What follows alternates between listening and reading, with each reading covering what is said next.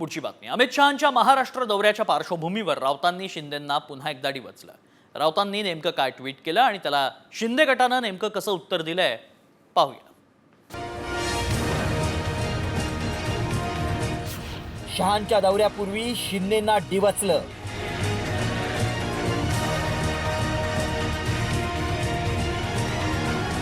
हा फोटो पहा. खाटकाच्या लाकडी ठोकळ्यावर हा बकरा उभा आहे आणि हाच फोटो संजय राऊतांनी ट्विट करत खबर पता चली क्या असं म्हणत उपमुख्यमंत्री एकनाथ शिंदेंना डिवचलंय. केंद्रीय गृहमंत्री अमित शहा महाराष्ट्र दौऱ्यावर आहेत. या दौऱ्यात रायगडच्या पालकमंत्री पदाचा तिढा सुटण्याची शक्यता आहे.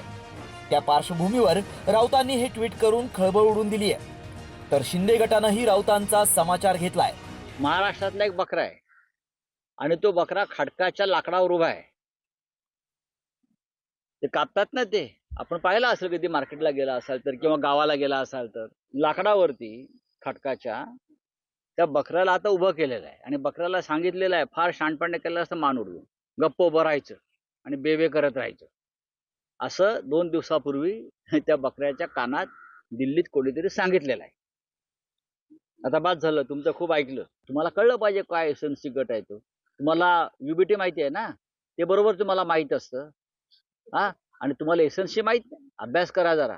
मूर्खासारखं जगातल्या कुठल्याही विषयावरती मूर्खासारखं बरडायचं एकमेव काम संजय राऊत यांना आता राहिलेलं आहे.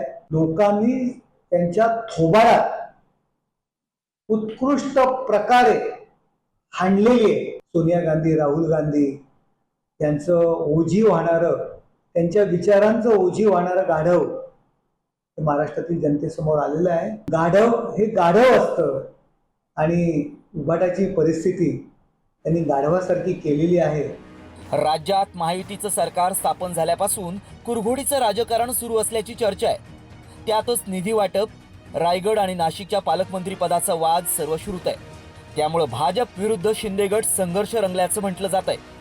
मात्र हे सुरू असतानाच राऊतांनी दिल्लीतील चर्चांचा हवाला देत ट्विट केलंय. मात्र याआधीही अनेकदा राऊतांनी शिंदे गटाला कसं डिवचलंय ते देखील पाहूयात. 2022 मध्ये एकनाथ शिंदेंचा गद्दार आणि विश्वासघातकी असा उल्लेख करण्यात आला. डिसेंबर 2024 शिंदेंचा काळ संपला. भाजपनं त्यांना वापरून फेकून दिल्याचा टोला लगावला. फेब्रुवारी 2025 शिंदेंची गरज संपली असा टोला राऊतांनी लगावला. एप्रिल 2025 शिंदेंचा यूज अँड थ्रो आणि एसएनसी असा उल्लेख केला. शिवसेनेच्या फुटीनंतर संजय राऊत एकनाथ शिंदेंना खोचक टोले लगावतायत. त्यातच राऊतांनी दिल्लीतल्या चर्चांचा हवाला देत शिंदेंना डिवचलाय.